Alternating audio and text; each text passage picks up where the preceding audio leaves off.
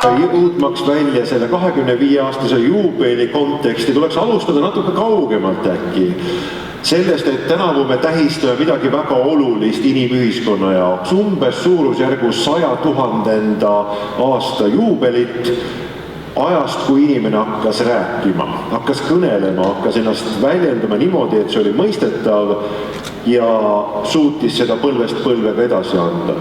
Ehk juhtus midagi sellist, kus me hakkasime oma teadmisi teineteisele edasi andma. Ja see oli üks murranguline koht.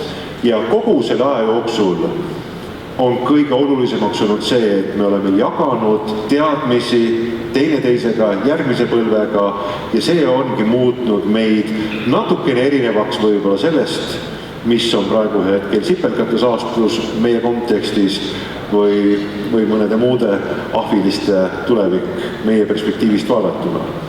Teine oluline juubel jõudes lähemale tänasele hetkele on umbes 5500 aastat tagasi, kui me võtsime kasutusele ratta.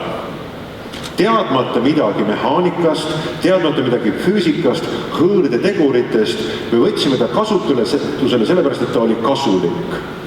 Ja siin ongi üks selline hea eestikeelne sõna, see on kasulik. See uus asi, mille me võtsime kasutusele, oli kasulik kellegile. See oli kasulik kasutajale, kui nüüd seda sõnade mängu veel lõpuni edasi mängida, teadmata, aruandmata täpselt, miks ta töötas ja kas ta töötab. Aga me nägime, et kandiline kivi ei töötanud, aga ümmargune töötas. Tegid augu sisse, panid sealt veel pulga läbi, mitmekesi lükkasid, jumalast hästi töötas. Väga hea mõte, mida oli ka võimalik edasi jagada. Inimeste teadmine ongi see, mis on muudud asju. Me võime vaadata selle joonise pealt, et tegemist on ilmselt mingisuguse järjekordse tehnoloogia vidina või startup firmaga, mille valuation ajas on klõbina ülestanud. Ei, tegemist on alumiiniumi tootmise kõveraga tonnides aastas. Miljonites tonnides aastas. Alumiiniumit on praegu aastal 2016 maakeras umbes sama palju peaaegu kui umbes 5000 aastat tagasi või 100 000 aastat tagasi. Me ei ole teda juurde mõelnud, me ei ole teda juurde kuskilt tootnud. Keemilise elemendina on teda sama palju umbes, kui teda toona kunagi oli. Mis on muutunud ja mis on juurde tulnud on meie teadmised. Meie teadmised sellest, kuidas me suudame seda elementi maakoorest kätte saada, kuidas me suudame teda puhtaks elemendiks töödelda ja kuidas me suudame teda kasulikult kasutusse võtta.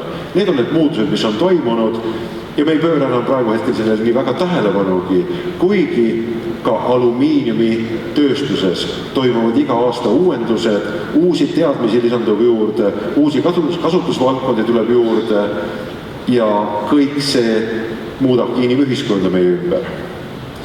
Samal ajal, kui alumiiniumit hakati tööstuslikult kasutama, võttis üks noormees tarvastus kätte ja tegi endale jalgratta. See pilt on kuskil 19. sajandi viimastest aastatest, tarvastukandist ja noormees, kellele saatus ei võimaldanud jalanõusid ega muud eriti paljud, võimaldades siiski käia kihelkonna koolis, kirikukoolis ja näha seal ka erinevaid väikseid raamatukesi, ajakirjakesi ja seal näha jalgratast joonise peal ja tehtud mõeldud tünnikaanest ja vankrirattast kättesaadavatest vahenditest saigi valmis ehitatud asi, mis töötas. See ei ole kindlasti maailma ajaloo parim jalgratas. See ei ole kindlasti mingisugune läbimurra. Jalgratta perspektiivist vaadatuna see on ikkagi nagu ebaõnnestumine täielik. Aga see noormees sai midagi.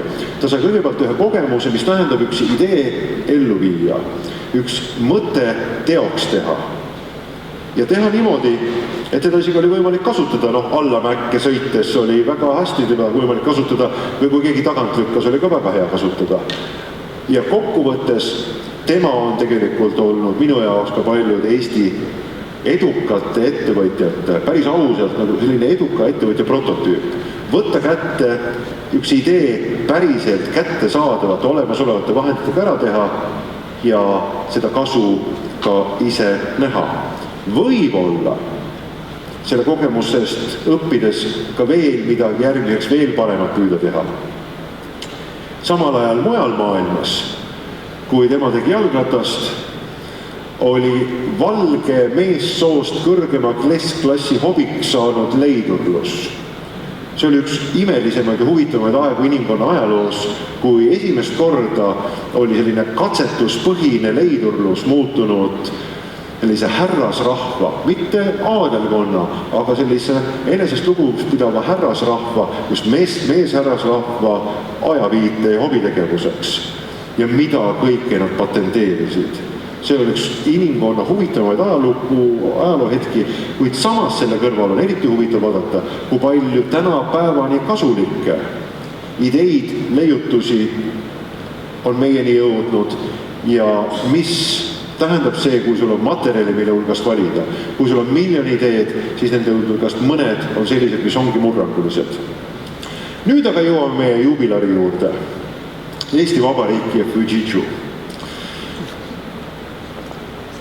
Kui taasiseseisvunud Eesti Vabariigi peaminister läks Toompeal, kus praegusel hetkel on Riigikogu esimehe tööruumid, oma kabinetti, siis sekretäriaat tutvustas talle kabinetti, seal oli selline ilus eesruum ja vaade Toompeale väljakule seal parlamendihoone ees ja suur kabinet oli tal selline ehtne, selline standardist tehtud, selline kolhoosi esimehe suur kirjutuslaud oli.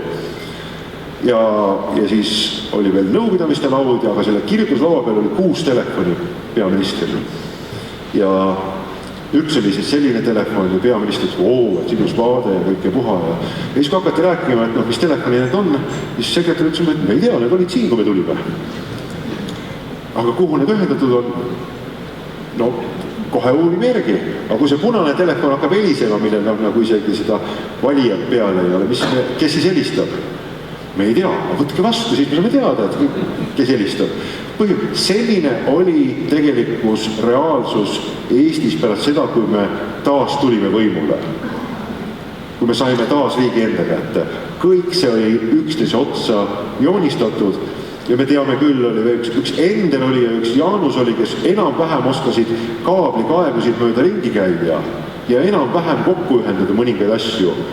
Seda sama raudtee sidevõrku ja KGB ja ametiühingutel oli omaette sidevõrk olemas, kommunistikul parteil omaette ja kõikide selle peal kogemata õnnestus ka digitaalne riik üles ehitada, millist me praegu hetkel ei kujutagi ette, et kuidas me 25 aastat tagasi mitte ainult ilma Facebookita või Google'ita saime hakkama, vaid kuidas me üldse saime hakkama. Kogu selle tulemus, pärast me saime hakkama, aga oli üks võimekus ja see võimekus oli seotud meie teadmistega. Nii samamoodi nagu inimühiskonnas ja samuti oli ka Eestis akumuleerunud siiski kokku mingisugune hulk kohalikku teadmust, mis oli eelduseks sellele, et oli võimalik tegutseda.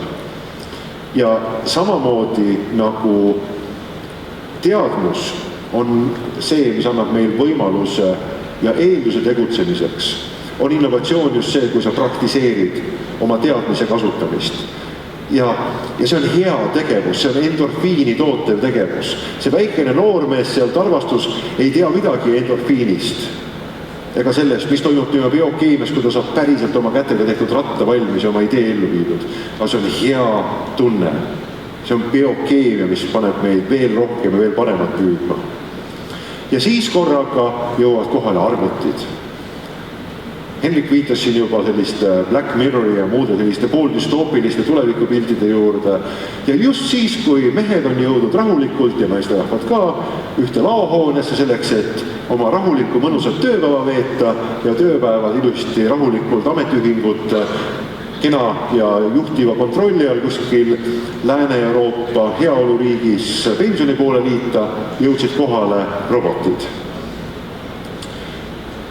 Kes sel aastal ostab Amazoni võrgupoest jõuludeks kingituse, siis väga kõrge tõenäosusega, rohkem kui 80% tõenäosusega, esimest korda puudutab inimese käsi seda saadetist, mida te olete tellinud Tallinnas. Sel hetkel, kui te ütlete ok oma raamatule ja plaadile ja veel mingisugusele nännile asjale, hakatakse sõitma. Vaadatakse, kas tegemist on, mõni asi on temperatuuritundlik. Vaadatakse, kas mõni asi on õrn ja kätki minev. Vaadatakse seda, milliseid pakkematerjale tuleks kasutada, kuidas optimeerida ja millise suurusega pakk valida välja, kus kohas need kaubad on, mida esimesena panna, mida teisena panna, mida kolmandana panna, pakitakse need omavahel kokku ilusti, kleebitakse kinni, teie enda poolt internetis sisse kirjutatud aadressi kleebekas pannakse peale ja sõidetakse õige ukse juurde, kus õige konteinerauto koos kaubikuga ootab seda. Inimesed ei ole lubatud selles laos tööle muud moodi kui ainult taga ja taustal arvuti poolt antud juhendeid täitma, vaatavad ekraanilt, mida arvuti ütleb neile ja siis teevad. Henrik ehitas ühe huvitav küsimus, et mis sellest autost siis saab, kes peab ühel inimesel otsa sõitma ja milline on see moraalne valik selle juures. Need on tõesti tegelikult väga olulised küsimused. Samamoodi on siin ka teie ees pilt 1. maist aastal 2012, ma olin alles 4 aastat tagasi, 4,5 aastat tagasi, järgmisel aastal tähistame 5 aastat. Kui Nevadas viiakse läbi autojuhi sõidueksam ja autojuhi sõidueksam viiakse läbi ühe eksaminandi poolt, kes istub autos, tal on olemas täpselt selline mustvalge vihikene või selline formular, mille peab ära täitma, ristikesed ja muud asjad sisse ja autojuht, keda küll autos ei olnud, läbib selle eksami edukalt ja antakse välja ka esimene juhi õigus numbrimärgiga AU ehk autonoomne sõiduauto 001 Nevadas isesõitvale autole. Õigusega siis avalikus liiklusruumis selles osariigis ringi sõita. Ja see, mis on toimunud nüüd pärast seda hetke selle 4 aasta jooksul, ei näe välja üldse mitte maailmas midagi paremaks muutuvad. Täpselt samasugused pildid, täpselt samasugune hetk on ikkagi ümberringi meil. Ja kuigi see utoopia liiklusummikute asemel on lubamas seda, et me jõuaksime välja ühel hetkel sellise imekauni maailmani, kus kõik tunnevad ära ja see liiklusummik ühes kas või kesklinna kõrvalosas kaoks. Valgusfoorid lõpetaksid tegevuse, kõik võiksid liikuda niimoodi, nagu nad tahavad, protsessorid, andurid juhivad kõike seda, kõik see on lubatud tulevik koos nende samade arvutite, sensoritega ja liiklusradasid ei oleks vaja juurde ehitada, sest iga raja läbilaskus kasvaks 80%, kui me võtaksime ära kõige suurema riskitegija ehk inimese roolist. Ja sellise pildi järel, mis võiks olla see lähitulevik. Edasi mina nädal aega tagasi üle San Franciscos Redwood City's pärast Stanfordis loenguid pidamist, kui veeti Tesla laborisse esimest korda üle väga võib-olla pika aja, aga ma arvan, oma elu kõige õudsema surmalähedase kogemuse, kui pandi Tesla rooli ja öeldi, et nüüd teed ühe väikse ringi. See, mis siis hakkas toimuma, oli midagi sellist, mida ma ei suuda nagu sõnadega seletada, see värin, see hirm, see, mida ta nüüd järgmiseks teeb. Jah, ma oma teadvuses andsin aru seda, et ta suudab minust 1000 korda kiiremini reageerida. Et tema sensoorne võimekus on 100 kordades suurem minust. Ta näeb iga nurga taha, ta näeb selja taha, ta näeb ette samal ajal. Ta suudab kõiki asju ja kogu seda informatsiooni ajas töödelda. ta suudab äärelinnas lihtsalt ühe hea kena ringikese ära teha, reguleerimata ristmikel suvaliselt ja õigti orienteeruda, märgistamata alal radasid leida ja kõige vapustavam võib-olla oli see, kui pandi autod üksteise järel sõitma ja kus meie ees sõitnud auto andis kogu aeg teada meile, mida tema kavatseb teha. Ja tänu sellele oli võimalik sõita umbes 50 km tunnis seda sama teekonda läbi niimoodi, et autode vahe oli umbes 4-50 sentimeetrit. See oli kohutav kogemus. Sest et mina ei teadnud, mida tema seal ees kavatseb teha ja tegelikult ega see juht seal roolis ka ei teadnud, mida auto järgnes kavatseb teha. Ja siis korraga jõudis ta teatada sellele autole ja kõik see liikus ja liikus ja liikus ja liikus ühe kohutava õudusunenäon edasi. Aga lõpptulemusena, kui me kodus rääkisime seda, siis mu 17-aastane poeg arvas, et tema saab küll veel juhiload. Aga ta arvas, et tema lapsed saavad kuulda neid lugusid sellest, kuidas tema vanaisa kunagi ise sõitis nagu autorooliga ja lapselapsed on õudus ja mõtled, issand jumal, see oli ju nii ohtlik. Inimesed autoroolis nagu päriselt või? Kas teil nagu mingid nagu enesealavoju instinkt ei olnud või? Kas te nagu päriselt nagu julgesite nagu rooli keerata? See on 2 tonni või 3 tonni mingit metalli, mis liigub nagu 70, 80, 100 kilomeetrit tunnis. Meie küll ei julgeks niisugust asja teha. Olid ikka julged vanemad. Me oleme jõudnud sellesse punkti välja kogu tehnoloogiaga, kus hea meenutada sellist vana kahe ilmasõja vahelist tehnoloogia ajaloolast nagu Melvin Kranzbergi, kes rõhutas seda, et tehnoloogia ei ole mitte kunagi iseenesest hea. Ta on meie teadmiste väljund praktikas. Ta ei ole hea iseenesest, aga ta ei ole ka halb iseenesest. Aga mis on kõige olulisem, ta ei ole ka mitte kunagi neutraalne. Igas ühiskonnas, igas riigis, igas kultuuriruumis on tehnoloogiatel omad mõjud olemas ja igas ühes on nad erinevad olemas. Ühes kultuuriruumis räägitakse tehnoloogiaga, just infotehnoloogiaga kaasnevatest privaatsusohtudest. Teises räägitakse suure venna ohust, kolmandas räägitakse sellest, et see sööb meie majanduse ära ja teenindab ainult mõningat väikest hulka suuri korporatsioone. Mõnedes ei räägita üldse mitte midagi, vaid lihtsalt kasutatakse. See, mis meid aga kõige rohkem praegu ees ootab, ei ole mitte see, kui võimsad need arvutid on, vaid üks suur lõhe, mis on praegusel hetkel endiselt olemas selle vahel, kui palju on meie käes ja kui kiiresti kasvab juurde digitaalse informatsiooni hulk ja kui aeglaselt kasvab meie võimekus sellest midagi mõistlikku kätte saada. Midagi mõistlikku välja pigistada sellist, millega meil oleks midagi peale hakata. Väga vähesed ettevõtted suudavad endale lubada sellist asja nagu võimekuse kasvu informatsiooni analüüsi alal. Enamus muid on kasutajad, ainult kasutajad ja informatsioonitootjad. Ja ma lõpetaksin 2 viitega. Viide number 1 on 6 aega vana kiibi arhitektuur University of Washingtoni on isegi peale veel pandud, Washingtoni ülikooli teadus spin-offist. See on kiip, mis töötab ilma elektri sisenditeta. Tal puudub elektrisisend. See viis, kuidas ta saab ja suudab elektrit töödelda raadiolainetest. Ehk teisisõnu, kui ta on wifi tugijaamas, siis ta saab piisavalt kätte elektromagnetkiirgust, et ennast ära toita, ennast käima panna, oma funktsioon ära teha ja oma informatsioon välja saata. Tema suurus on suurusjärgus, ütleme, umbes peaaegu, et sellise vähe suurema nõelapea suurune, sa võid neid $1 hinnaga puistada terve põranda täis ja nad toodavad informatsiooni juurde, rohkem kui me iialgi oleme mõelnud. Ja see kõver, see informatsiooni juurde toomise kõver kasvab veel kiiremini edasi.